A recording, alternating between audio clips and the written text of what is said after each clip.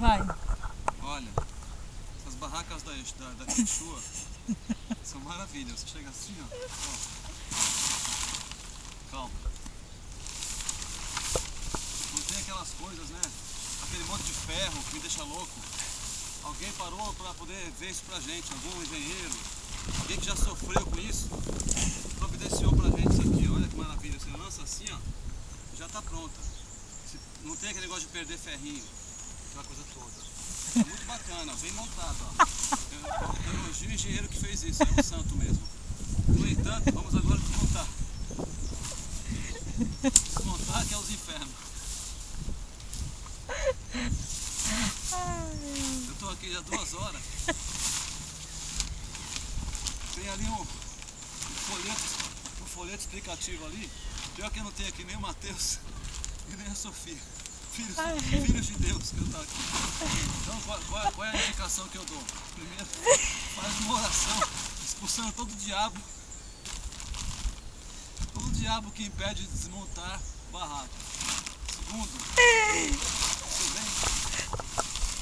você tenta, né? Tenta.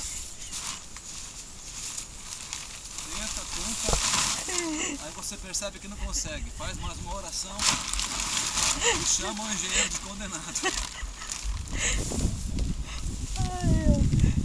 Tem uma mulher que não vem ajudar também, que ela tá embaixo da árvore ali.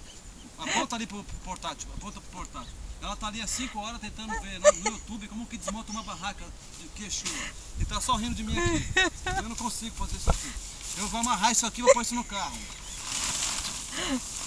Nossa, quer dizer, 3 dias que eu tô aqui descansando a mente, já acabei toda a minha energia agora.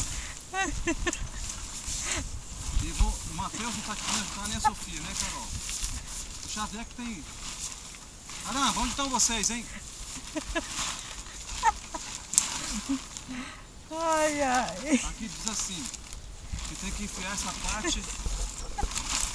parte aqui, ó. Tem que enfiar se tivesse alguém segurando aqui.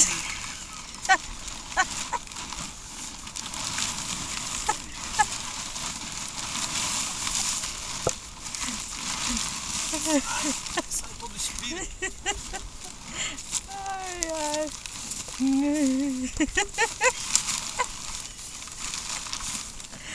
Ai, ai. Aí você respira fundo, faz mais uma oração de renovação e já pede para Deus mandar o melhor anjo que ele tem no céu. O melhor, aquele que foi convocado para ajudar a gente boa.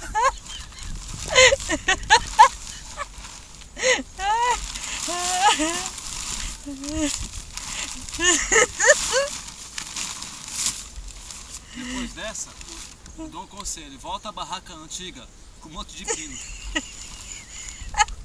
e manda essa aqui pro lixo.